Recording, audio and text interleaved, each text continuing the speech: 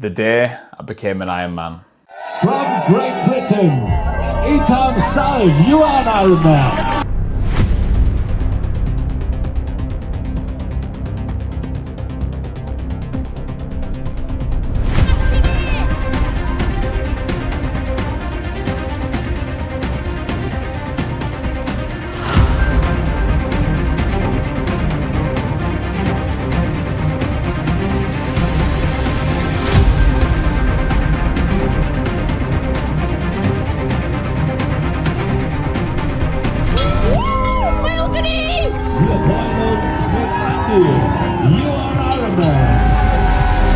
So it all started on the Wednesday.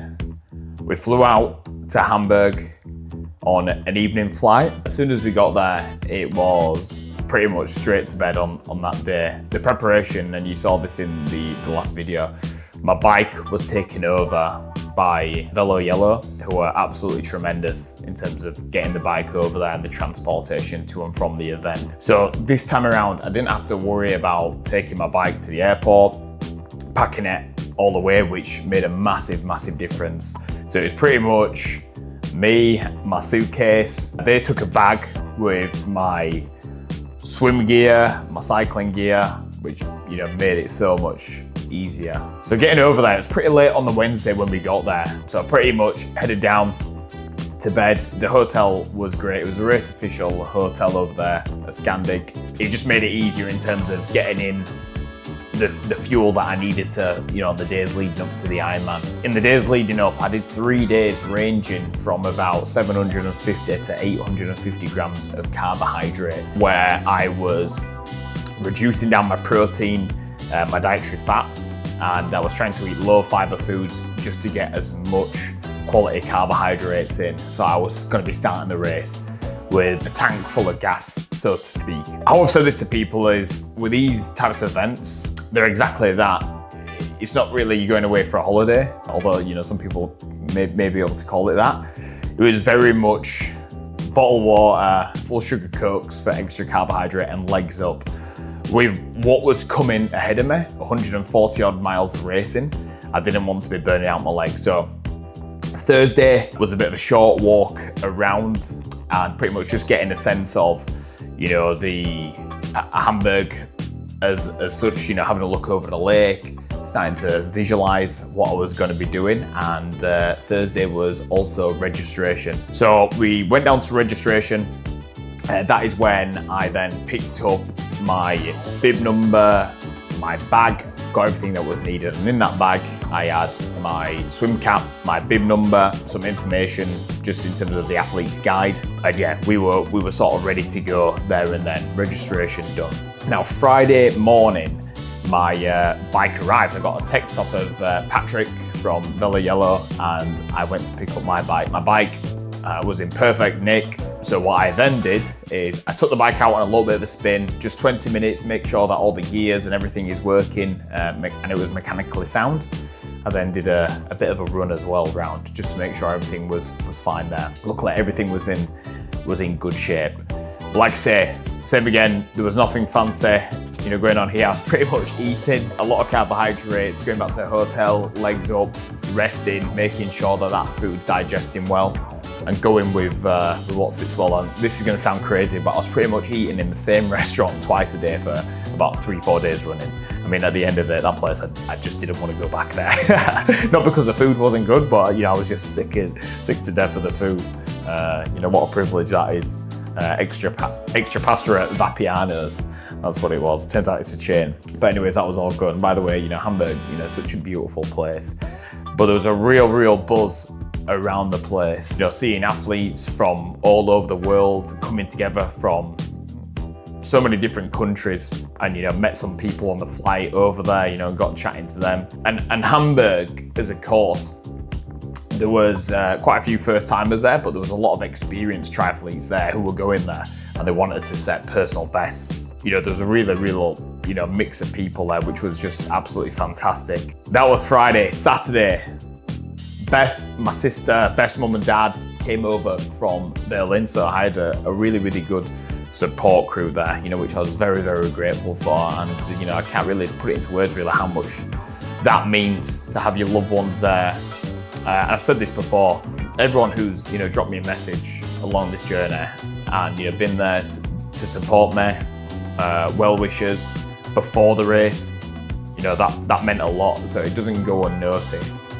I'm very, very appreciative for that. But as soon as those guys were all over here, it was a swim practice in the lake where I think I did off the top of my head somewhere between 300, 400 meters just to get a sense of the lake and how that felt. And I was happy with how everything was going there. I got on my wetsuit. It was then time for final preparations. On the Saturday, it was more food, more carbohydrates going in, feet up. And then I was then packing my bags, my transition bags. So that was also included in sort of your race bag there. So you've got 3 bags.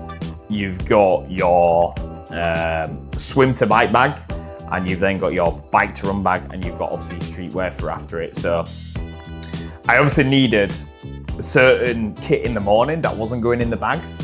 So I was turning up to the race, which we'll get to in a minute, with my wetsuit around my waist. I had my goggles, my swim cap. But in my bags, I had obviously again my run stuff and my cycling stuff ready to go. And what you had to do with that on the Saturday is you go down to transition and you will then hang your bikes up, and you also check your bike, and they also want to check your hat, make sure that your brakes are working on your bike.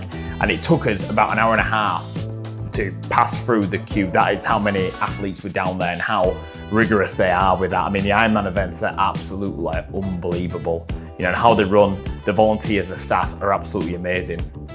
So grateful to be a part of something like that. So as soon as I passed sort of the security checking through on there, I racked my bike.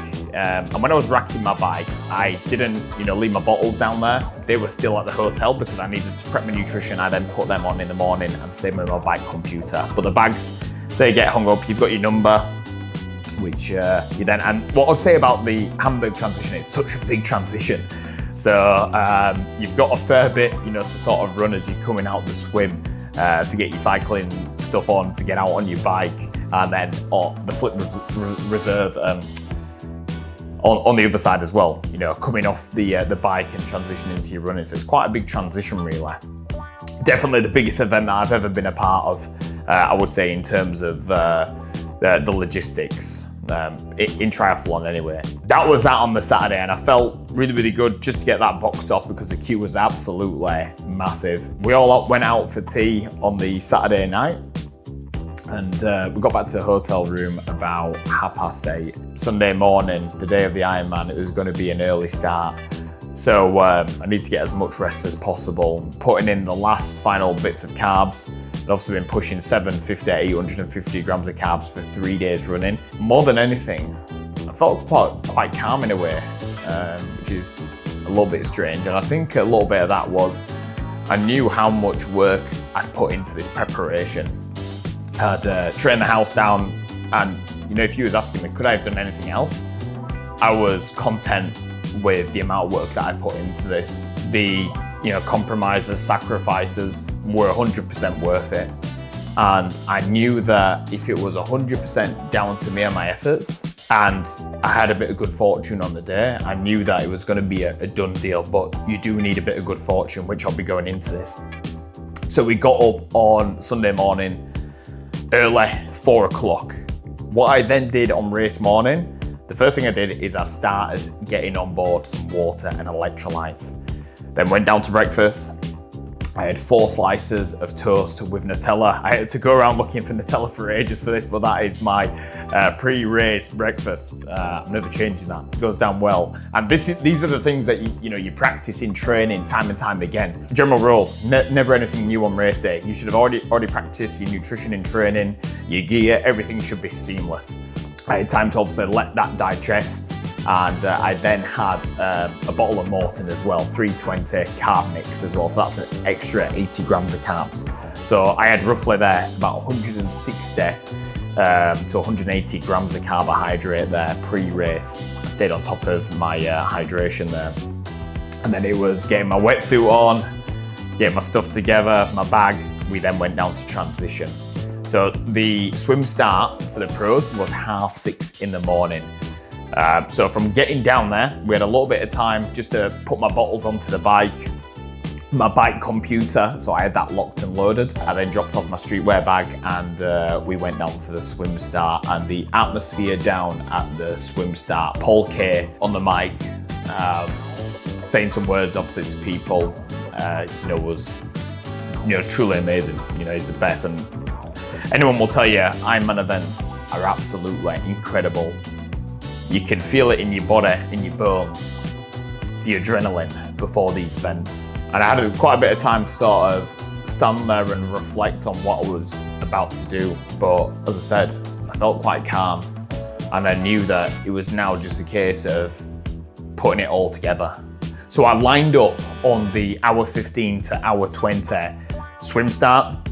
And with the Ironman events, it's not a mass swim start. It's, you obviously seed yourself in terms of timing wise, and then release your 4 or 5 people at a time going. So we got into the water, and this is a lake swim. So it was a 2.4 mile swim. And for the first mile and a bit, quickly I got into a really, really good rhythm. I felt comfortable at the pace that I was holding.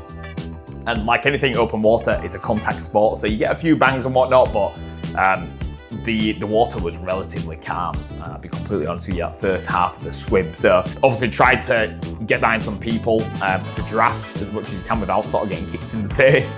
But the reality is, it does get a little bit rough in these sort of swims every now and again. So we swam down the lake for a mile and a bit. We then had a right-hand turn, and it was a bit of like a U-shape, the swim. As soon as we took a right-hand turn, the water, and a few people have said this after the race, was just completely different. All of a sudden, there was quite a bit of chop in the lake. And what that meant is we had to turn over, well, you got to turn over your arms a little bit faster, but I had to lift my head a little bit higher up. So, and that's the difference between when you're swimming in a pool and open water. It's completely different. You don't have any lines there. Or you look down and it's just dark water. That's all you can see. So you need to be able to sight, look up every sort of, 3-4 strokes, make sure you're going in the right way and you're not following someone who's going off course. You're taking the shortest line always, going around the buoys. And it was definitely a lot more physical going on the way back. But same again, at no point did I ever feel like my pace was too hot. And if someone said to me, look, keep going, I felt like I could have kept going at that pace. And that's exactly what I wanted from the swim. I wanted to get out the swim roughly an hour 20-ish or under and feel good to go. And how I would describe coming out of the swim, it's like you've been flashbanged. You pretty much got sea legs. You've had your face down in the lake for an hour 20. That was my swim time. I'll give you my actual swim time. So my swim time was an hour 20, 41 seconds, which I was really, really happy with. But coming out of the lake, your legs just don't quite work the same. The crowd are screaming, and you feel a little bit of like a mix of sort of seasick and sort of being car sick in the back of the car, really. That's all I can describe it as. But running through transition almost felt like I needed to throw up a little bit, really. But luckily that sorted itself out within a few minutes.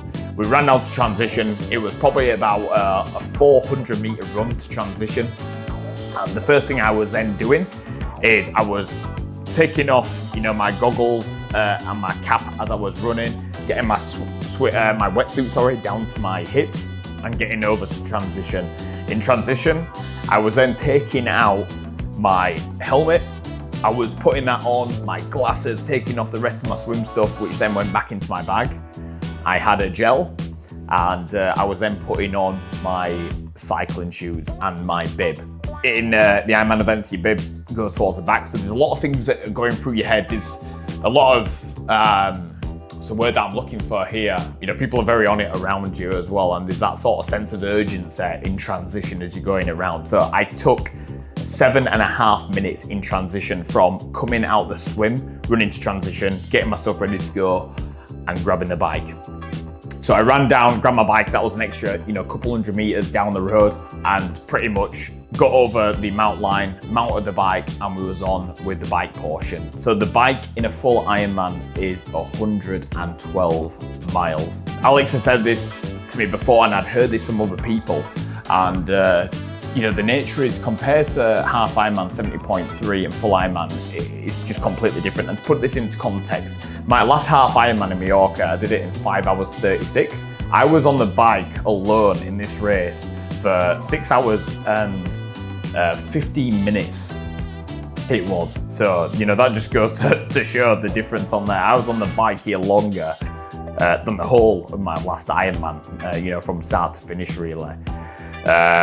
So you're spending a long time on the bike, and the advice that I got before as well, which was great advice, and I was really sensible in my pacing, was if you think you're going too fast, you are definitely going too fast. If you think you're about right, you're probably still a bit too fast, and if you feel like you're going a bit too slow, well, you're probably right. And what you've got to think about when you are on the bike is fuel, fuel, fuel. You fuel in the marathon. So I was doing 80 to 100 grams of carbs an hour on the bike, and you fuel up the marathon. If you go out too hot, and we saw loads of people around us on the bike course coming out with these electric bike times, gets to the marathon and they start doing a death march unless they are super, super well conditioned. So you've always got to have that in the back of your mind. Triathlon isn't just one sport, it's 3 sports put together, and it's a very, very long day. You're going to go through parts of the day where you feel good, not so good, and usually, like I said, these things are a temporary and they will pass. But getting onto the bike for the first hour and a half, I was having a bit of an issue with my stomach, and I quickly realised what was going on. And the reality was I was basically taking on too many carbohydrates, not enough water. So I double mixed both my bottles. So I had 160 grams of carbs, and hindsight, sort of looking back, not enough fluids. So what I've managed to do is, on the first aid station, that is also a litter zone. So as you go past, the volunteers are amazing, by the way. They're giving out water, electrolytes, they're giving out gels, solid bars, bananas. I got rid of my first bottle and I got a bottle of water. And as soon as I got that bottle of water down there, all of a sudden, I then was able to pee and my stomach settled down. And yes, that is the reality. That's what people do in triathlon, guys. You're not stopping off at the Portaloo. You know, you're going to keep going there. So don't need to be wasting that time. And then I was back on track. I was able to get in the nutrition that I needed through both the drink mix, through gels, and through the solids. The bike course felt pretty good. What I would say, I know that next time around I can push that a little bit harder. I was a bit conservative because I just didn't want to blow up. And in Ironman, if you get your pacing wrong, you're not going to know that you've done it right away, but in a few hours down the line, you are then going to find out. And the bike, you know, feels really, really good up to 120, 140k. You then really start to feel it at the back end of that. So you've got to be really smart with your pacing, and an Ironman, you know, patience is often rewarded. But another thing that was thrown into the mix, which has been all over the news, which was heartbreaking really, and I was very, very fortunate. You need a little bit of luck on your side. Unfortunately, there were some people out in Hamburg who weren't too happy with the Ironman race being there, even though it's been there for 9 going on 10 years now, and they decided to put some metal splinters on the bike course. After Ironman, they did a great job sweeping the course. Going out into the country section, I've never seen anything like it. The amount of athletes who were sat there with their heads in their hands, walking with the bikes, you know, to a mechanic station if they could find one, or just help off of other athletes. And you know, in a race, you know, I've seen it before, maybe a handful of people across the course, that's it. But there was 300 to 500 athletes affected. That was the scale. There's some people got multiple punctures with these metal splinters. Some people, that was their race done, DNF, unfortunately. So I knew that something wasn't quite right on the bike course. So I was very, very paranoid, and my bike did start to make a noise about 100 to 120k into the bike. And I tried to feel my front tyre. Luckily, it was okay, but I was very, very fortunate to have no issues on the bike. My bike's actually in service right now at the moment. It's not quite right, but it's all sorted now. So you do need a little bit of good fortune with these things. You obviously carry stuff with you on the bike to sort out certain problems if you're able to do that. But to put it into context, there was bike mechanical tents around the course. I think off the top of my head, every sort of 20 miles near the aid stations, those tents were full of people with a bike needing bike mechanical assistance. There was also 2 mechanics on the back of motos who were on the course as well, and you needed a bit of good fortune even if you got a mechanical to get that sort of assistance. You can't just call for it, and it's not the Tour de France where, you know, you've got these people who are following you around the race. So for some people, that can be the end of the day, unfortunately. But I managed to sort of keep my head down, keep to my pacing, making sure my heart rate was where it needed to be. As soon as I got to 170k plus on the bike course obviously being 180, I knew that if anything went wrong, I was going to be able to get to transition. So as soon as I got off the bike, and what I would say is, on the bike, luckily myself, I felt pretty good energy-wise. It was mainly my back from an old injury that I've got, that I was having to change my position, come out of aero, back onto the hoods a little bit just to keep moving so I didn't lock up, which I'll get to in a second. But as soon as I got off the bike in transition, that was it. Before the dismount line, I was off. I was running with my bike. I looked at my watch and I came in finishing the bike 6 hours 15, which I was happy with. I rode conservatively. I know that Portugal at the back end of the year, I can push that a little bit harder, but I was focused on getting the job done. So coming off of the bike into transition, I took 6 minutes and 55 seconds to put my bike stuff away and get my running gear on. I then took on a gel and I was carrying 4 with me, but I knew that on the run course, I was able to then take on the nutrition I needed on the aid station. Same again, the volunteers, the crowd were absolutely amazing. This was also, in my head, I knew that this was going to be the strongest part of my day. The marathon at the end, 26.2 miles of running to finish off the Ironman. So the course was 4 laps, just over 10k each, 10.5 kilometers per lap, just above that. And it was pretty much an out and a back run course as we were doing it on the laps. So every time I knew on the laps, I was running 5k and I was coming back in a bit of a looped format. That was going to be 1 lap. They were then giving you bands for every lap. You had to get 4 bands, complete all 4 laps before you could then go to the finish and shoot. In myself, I felt pretty good on the run. The first thing that I noticed, it was mainly my legs that I was really feeling the fatigue. And an Ironman marathon compared to a standalone marathon is very different. You've got a lot of local tax in the legs. You can't go quite as hard as what you would in a marathon because you'll just end up blowing up. So what I saw on the run course was a lot of people sort of hands on the head, hands on the hips, walking, holding the backs. Some of them people were coming out with some really, really good bike times. And like I say, you need to leave some in for the marathon at the back end of the day. But luckily I was able to keep it moving all the way through the run. I only stopped and walked 2 of the aid stations just to get on electrolytes and the fuel that I needed. But apart from that, I never sort of felt at any point that, you know, I needed to walk for prolonged periods or anything like that. I was able to keep running on there. The last 6 miles of the marathon, like any marathon, is where it starts to get really, really tough. I had to really focus in, but what, you know, made the day even more special is, like I say, having my loved ones there with me, who every time I saw them, it gave me that extra bit of energy to keep pushing on. And when I was on the marathon, I didn't really think too much about what I was doing, the journey and so on. I was just head down and I knew that I just needed to get the job done. And on the last lap, with about 3k to go, I knew that I'd done it.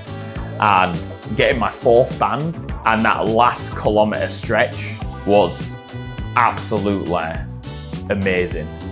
Like I say, my legs were worked, and yes, it was tough, but I will never ever forget in my life running down that red carpet, ringing the bell, seeing my family there, the crowd, and hearing Ethan Sam, you are an Ironman.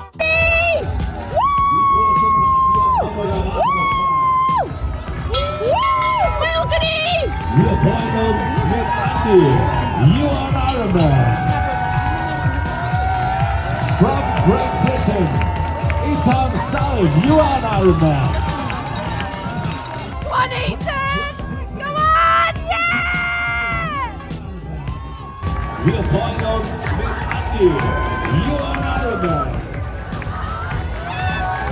From Great Britain, Ethan Salim. It was something that was truly special. So I did the marathon sub 4, 3 hours, 58 minutes, finishing with a time of 11 hours and 48 minutes, which I was over the moon. There was 2 things I wanted out of this race. that I said in previous videos. I wanted to go under 12 hours. Number one, I wanted to complete it. I wanted to become an Ironman.